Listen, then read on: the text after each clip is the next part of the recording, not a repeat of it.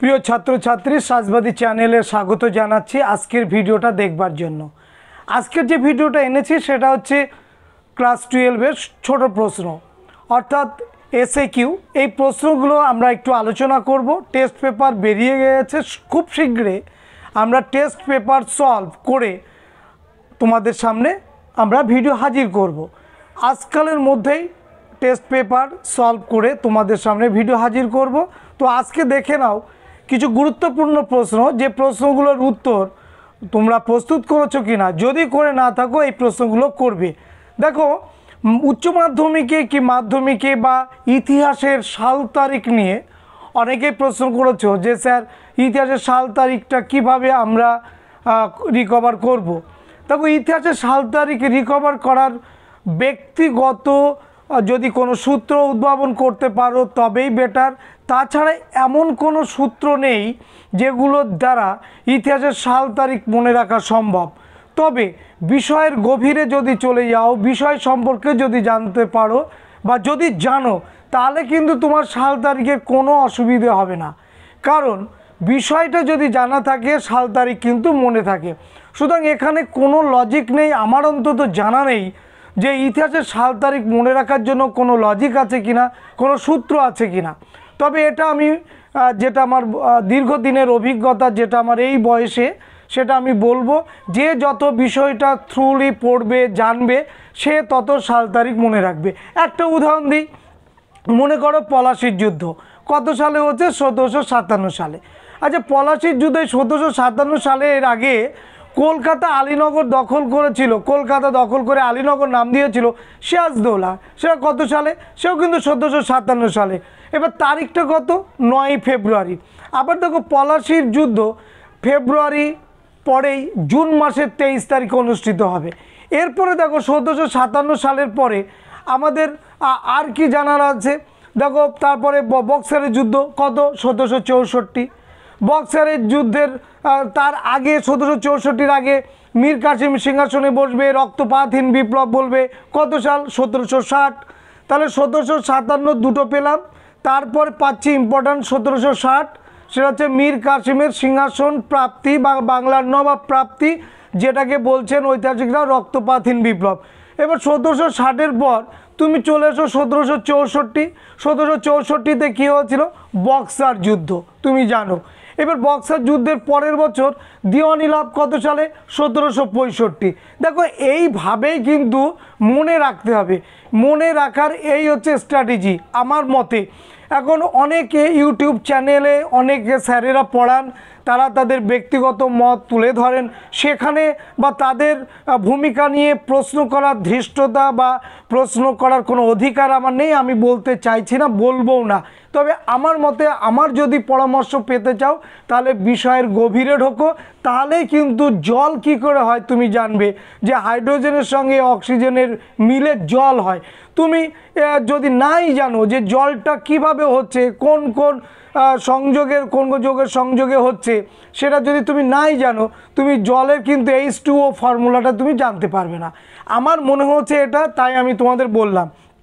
এবার অনেকে বলেছো যে স্যার আমার ভীষণ সমস্যা, যে সমস্যাটা কাটিয়ে উঠতে পারছি না, আমি মনে রাখতে পারছি না, কী করে মনে রাখবো?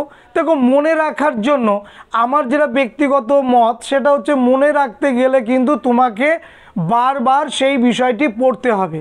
দেখো, প্রথমে যখন ছোটোবেলা আমি যখন ছোট ছিলাম বা তুমি যখন ছোট ছিলে, যখন শিখেছিলে বারবার রিভাইজ করেই কিন্তু শিখেছিলে। ক খ এগুলো শিখেছিলে এবং স্বরলিপি এবং ব্যঞ্জনবর্ণগুলো তুমি কিন্তু বারবার প্রতিদিনই লিখেছো, শতকিয়া প্রতিদিনই পড়েছো। পড়তে পড়তে হ্যাবিট হতে হতে একসময় তুমি ওই বিষয়ে পারদর্শী হচ্ছো। তো এখানে তুমি যদি বইয়ের সঙ্গে সম্পর্ক থাকে, তুমি যদি কন্টিনিউ পড়ো, 1 সপ্তাহ প্র্যাকটিস করে দেখো, মাত্র 1 সপ্তাহ প্র্যাকটিস করো, দেখবে তুমি সবই পারবে।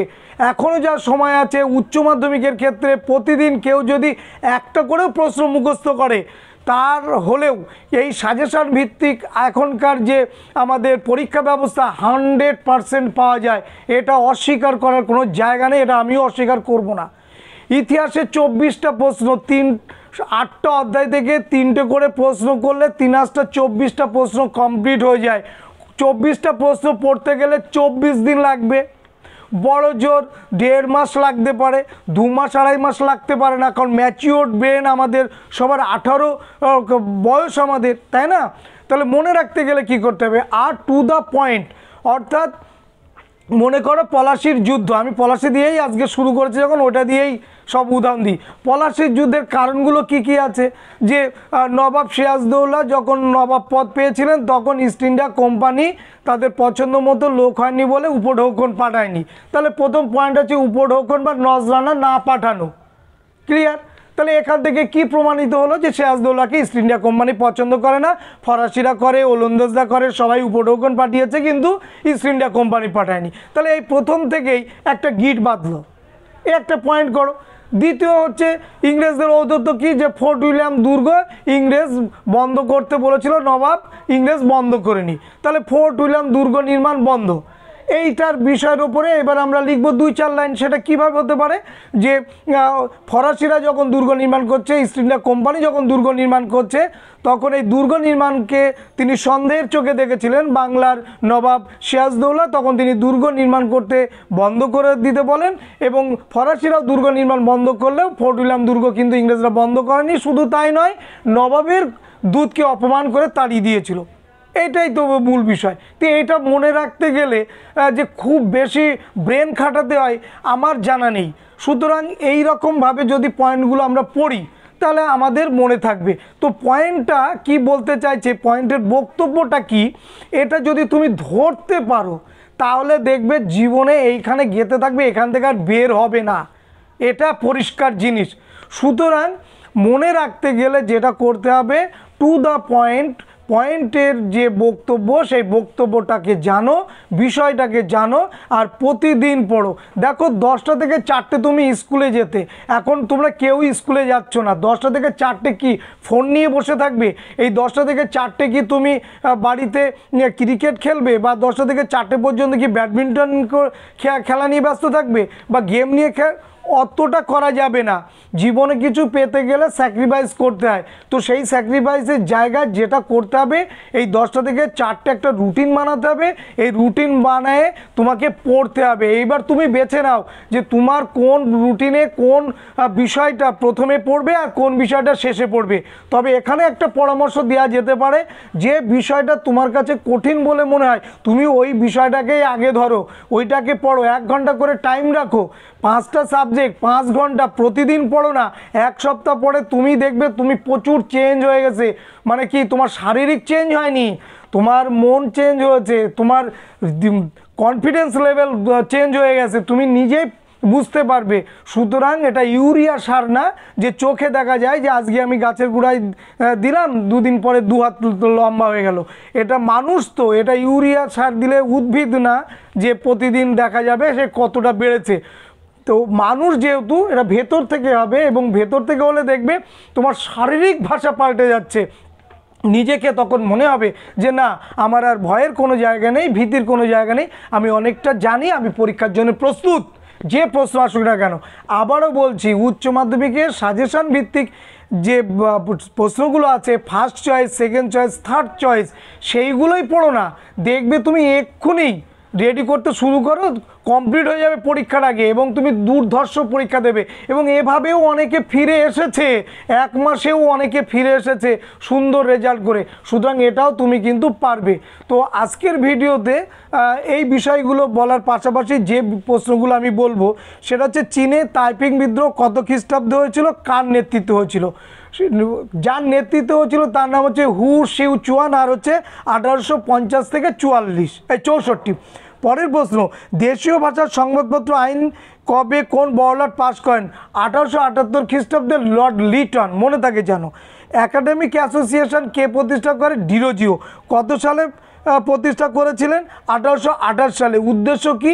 জাতিভেদ প্রথা, পৌত্তলিকতা, কুসংস্কার এর বিরুদ্ধে প্রতিবাদ করা, এবং হিন্দুদের মধ্যে যা কিছু নবজাগরণ অর্থাৎ আধুনিক চিন্তা ভাবনা, বহু বিবাহ বন্ধ করা, বাল্যবিবাহ বন্ধ করা, বিধবা বিবাহ চালু করা, এর সঙ্গেও কিন্তু ডিরোজিও জড়িত এবং তিনি বিধবাদের জন্য একটা বিখ্যাত বই লিখেছিলেন ফকির অফ জাঙ্গিরা। এই বইটাতে বিধবাদের যে যন্ত্রণার কথা সেটা কিন্তু তিনি তুলে ধরেছিলেন। এই পাশ্চাত্য প্রেমী বলো আর ভারত প্রেমী বলো, যাই বলো না কেন, এই হেনরি লুই ভিভিয়ান ডিরোজিও। পরের প্রশ্ন, 3 আইন কি, কবে পাস হয়? দেখো 3 আইন পাস হয়েছিল 1872 সালে। 3 আইনটা কি? 3 আইনটা হচ্ছে বাল্যবিবাহ বন্ধ করতে হবে, বহু বিবাহ বন্ধ করতে হবে, আর হচ্ছে অসবর্ণ বিবাহ চালু করতে হবে। অসবর্ণ বিবাহ মানে কি? উচ্চবর্ণের যদি হিন্দু হয় আর নিম্নবর্ণের যদি মেয়ে হয় তাদের সঙ্গে বৈবাহিক সম্পর্ক হবে। এই বিষয়টা তুলে ধরেছিল কারা? দেবেন্দ্রনাথ ঠাকুর, কেশবচন্দ্র সেন, এদের মতো বিখ্যাত মনীষীরা। পরের প্রশ্ন, শ্রীরামপুর ব্যাপটিস্ট মিশন কারা প্রতিষ্ঠা করে? দেখো শ্রীরামপুর ব্যাপটিস্ট মিশন তৈরি করে এই ব্যাপটিস্ট মিশনারি 3 জন সদস্য, উইলিয়াম কেরি, উইলিয়াম ওয়ার্ড এবং জোশুয়া মার্সম্যান 1800 খ্রিস্টাব্দে। এবং শ্রীরামপুর মিশন, শ্রীরামপুর প্রেস তৈরি করে। এইখান থেকে অনেক বাংলা বই, বাংলা ভাষায় বই প্রকাশ হয়েছিল। ডেভিড ইয়ার যে উদ্দেশ্যে স্কুল বুক সোসাইটি প্রতিষ্ঠা করেছিলেন 1817 সালে। এই ইতিহাস তোমাদের জানা, তাই না? তাহলে ওই দেখো 1817 মনে পড়ে গেল, কারণ বিষয়টা আমি জানি। তাহলে 1800 সালে শ্রীরামপুর মিশন, আবার 1817 সালে কি হলো? স্কুল বুক সোসাইটি, তাই না? তো এইভাবে মনে রাখতে হবে, মনে এইভাবে থাকে, আলাদা কোনো লজিক আছে বলে আমার জানা নেই। নেক্সট হচ্ছে, নেতাজি আন্দামান ও নিকোবর দ্বীপপুঞ্জ দুটির নামকরণ করেন কি নামকরণ করেন? দেখো 1943 খ্রিস্টাব্দে জাপান এই দ্বীপ দুটো নেতাজি সুভাষচন্দ্র বসুকে দিয়েছিলেন। এখন প্রশ্ন হচ্ছে জাপান কেন দিল? জাপানের উদ্দেশ্য ছিল এশিয়াতে প্রভাব বিস্তার করবে।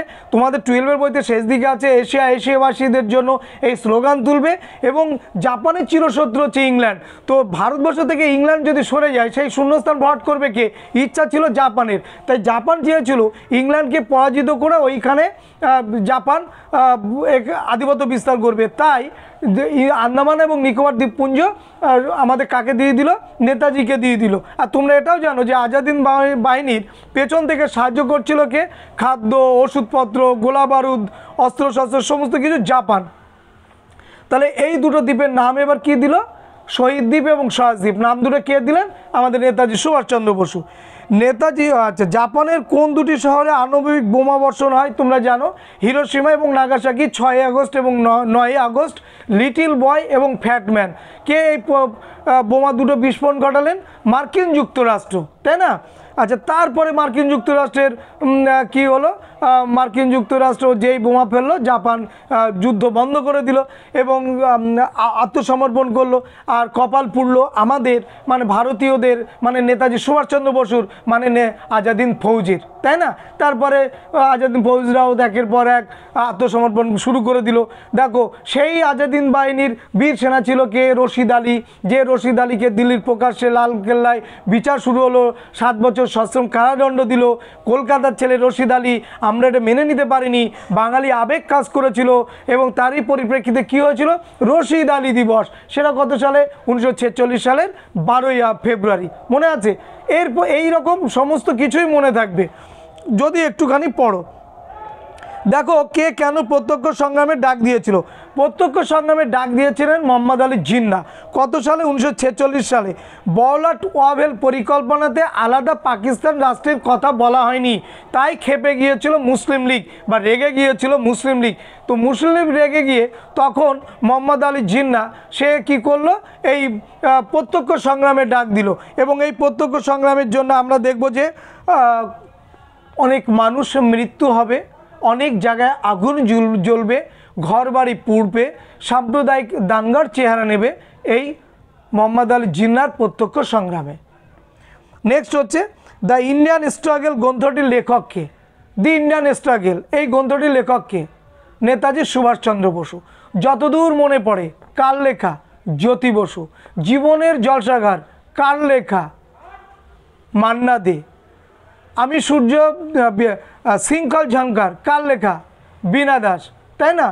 আমি নেতাজিকে কি দেখেছি কার লেখা? নারায়ণ সান্যাল, তাই না? তাহলে এইগুলো কিন্তু একটু পড়ে যেতে হবে। মিরাট ষড়যন্ত্র মামলা কবে কতজন শ্রমিক নেতা অভিযুক্ত হন? দেখো মিরাট ষড়যন্ত্র মামলা হয়েছিল 1929 সালে, শেষ হয় 1934 সালে। 33 জন শ্রমিক নেতাকে গ্রেপ্তার করা হয়েছিল এবং এই 33 জন শ্রমিক নেতার মধ্যে তোমরা জানো যে 3 জন বিদেশি ছিল, ফিলিপ স্প্রাট, বেঞ্জামিন ব্র্যাডলে এবং হাসিনসন। তোমরা এটা জানো এবং এটা টেনেও পড়ে এসেছো। এখন প্রশ্ন হলো যে মিরাট ষড়যন্ত্র মামলাটা কেন এই কমিউনিস্ট নেতাদের ওপর চাপালো? তখন দেশব্যাপী সাম্যবাদী ভাবধারার প্রচার হচ্ছিল, ব্রিটিশ বিরোধী আন্দোলন জোরদার হচ্ছিল, শ্রমিক আন্দোলন জঙ্গি আন্দোলনে পরিণত হচ্ছিল এবং শ্রমিক আন্দোলনটা সম্পূর্ণ শ্রমিক আন্দোলনটা যা নেতৃত্ব দিচ্ছিল তারা হচ্ছে কমিউনিস্ট পার্টি বা মার্ক্সবাদী। তো এইদেরকে দমন করবার জন্য এই শ্রমিক নেতাদেরকে গ্রেপ্তার করলো, যে আইন বলে তার নাম হচ্ছে মিরাট ষড়যন্ত্র মামলা। এরপরে দেখো বিংশ শতাব্দীর বাংলায় কবে মন্বন্তর ঘটে। বিংশ শতাব্দীতে বাংলায় কবে মন্বন্তর ঘটে এটা মনে রাখতে গেলে আমাকে দ্বিতীয় বিশ্বযুদ্ধের সালটা মনে রাখতে হবে, তাই তো? দ্বিতীয় বিশ্বযুদ্ধ 1939 থেকে 1945, এর মধ্যে হয়েছিল 1943 সালে। আবার দেখো ওই 43 সালে আরেকটা কারণে গুরুত্বপূর্ণ, যে ভারতের বড়লাট ছিলেন ওয়াভেল, উনি 1943 থেকে 45 সাল পর্যন্ত ছিলেন ওনার সময়কাল। তাহলে ওয়াভেল পরিকল্পনা কিন্তু 1943 থেকে 45। যাই হোক, এইভাবে মনে রাখতে হবে। কে কবে অধীনতামূলক মৃত্যুদণ্ড নীতি চালু করেন? লর্ড ওয়েলেসলি অধীনতামূলক মৃত্যুদণ্ড নীতি চালু করেন 1798 সালে, তোমরা জানো। তো অধীনতামূলক মৃত্যুদণ্ড নীতিটা কি? এখানে বলা হচ্ছে যে কোনো ভারতীয় শাসক যদি ব্রিটিশের সাহায্য নেয় তাহলে সেই ভারতীয় শাসকের আভ্যন্তরীণ এবং বৈদেশিক ব্যাপার সমস্তটাই ইস্ট ইন্ডিয়া কোম্পানি দেখে দেবে, অর্থাৎ ইস্ট ইন্ডিয়া কোম্পানি তো সমগ্রটার দায়িত্ব নেবে। বিনিময়ে কি করতে হবে? যে রাজ্যটি এই অধীনতামূলক মৃত্যুদণ্ড নীতিতে স্বাক্ষর করবে সেই রাজ্যের রাজাকে ব্রিটিশ সেনাদল একদল রাখবে, তার জন্য ভরণ পোষণ করতে হবে এবং সেটা যদি সে নগদ অর্থে না দিতে পারে তাহলে রাজ্যের অর্ধেক অংশ ছেড়ে দিতে হবে। বিনিময়ে ওই দেশীয় রাজ্যটি কি করবে? নিশ্চিন্তে তিনি রাজ্য শাসন করবেন, কিন্তু পক্ষান্তরে তিনি অধীনতার মধ্যে সামিল হয়ে গেলেন, অর্থাৎ পরাধীনতার মধ্যে সামিল হলেন। কিন্তু এইটা আমরা বুঝছি যে অধীনতামূলক মৃত্যুদণ্ড নীতিতে স্বাক্ষর করা মানে পরাধীন হওয়া, ব্রিটিশের অধীনে চলে যাওয়া, তাদের নিয়ম কানুনের মধ্যে চলে যেতে হবে, বাইরের কোনো রাজ্যের সঙ্গে মিত্রতায় বন্ধনে আবদ্ধ হওয়া যাবে না, ব্রিটিশ বিরোধী যে শক্তি ছিল ফরাসি ওদের সাহায্য নেওয়া যাবে না, এগুলো আমরা ছিল শর্তের মধ্যে। কিন্তু আমরা এটা বুঝেছিলাম, কিন্তু হায়দ্রাবাদের নিজাম কিন্তু এটা বোঝেননি। তিনি কিন্তু প্রথম এই অধীনতামূলক মৃত্যুদণ্ড নীতিতে স্বাক্ষর করেছিলেন। কার নেতৃত্বে কলারাম মন্দিরে নিম্নবর্গে হিন্দুদের প্রবেশের দাবিতে আন্দোলন হয়? কার নেতৃত্বে? Doctor B.R.. আম্বেদকরের নেতৃত্বে। কলারাম মন্দিরে কোনো উচ্চ শ্রেণীর হিন্দুরা বাদে কোনো নিম্ন শ্রেণীর মানুষরা যেতে পারতো না। আর তোমরা তো এটা জানো যে মহারাষ্ট্রে নিম্ন শ্রেণীর মানুষ ছিল মাহার, এবং এই মাহার সম্প্রদায়ের নেতা হচ্ছেন বি.আর. আম্বেদকর, এবং দিল্লিতে নিম্ন শ্রেণীর মানুষ ছিল যাদেরকে বলা হয় বাল্মীকি, এবং বাংলায় এই নিম্ন শ্রেণীর মানুষদেরকে বলা হয় নমশূদ্র। তো এই রকম ভারতের বিভিন্ন রাজ্যের নিম্ন শ্রেণীর মানুষদের বিভিন্ন নামে তারা পরিচালিত হচ্ছে, কখনো মাহার, কখনো নাদার, কখনো যে জিহোবা, কখনো নমশূদ্র। তো এই সমস্ত মানুষের কোনো সম্মান ছিল না, সামাজিক কোনো সম্মান ছিল না, এবং সামাজিক দিক থেকে, আর্থিক দিক থেকে, শিক্ষার দিক থেকে পিছিয়ে ছিলেন। তো যাই হোক, তো এখানে নিম্ন শ্রেণীর মানুষদের ওই মন্দিরে যাওয়া নিষিদ্ধ ছিল।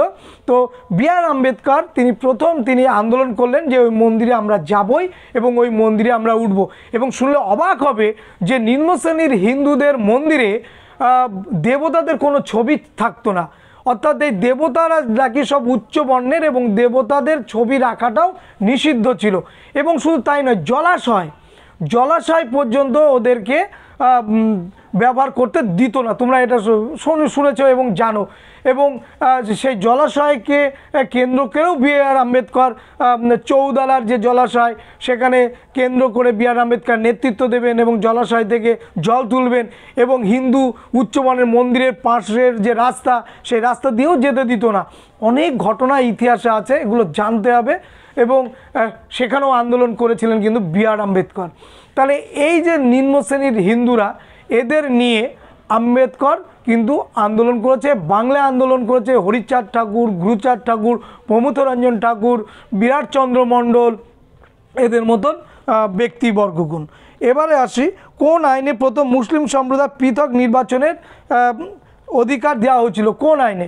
1909 সালে মর্লে মিন্টো আইনে। নেক্সট, মর্লে মিন্টো কে ছিলেন? মর্লেন ছিলেন ভারত সচিব আর মিন্টো ছিলেন ভাইসরয়।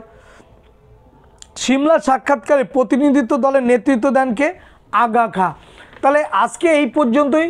আমরা নেক্সট ভিডিও দেব তোমাদের একদম WBT এর যে টেস্ট পেপার আছে সেই টেস্ট পেপার থেকে সলভ করে এইভাবে তোমাদেরকে আমি বলে উত্তরগুলো তোমাদের সামনে তুলে ধরবো। কেমন? সবাই ভালো থেকো, সুস্থ থেকো, যে কদিন সময় আছে লড়ে যাও, জয় হাতের মুঠোয়, এবং সেটা তুমিই পারবে, অন্য কেউ নয়।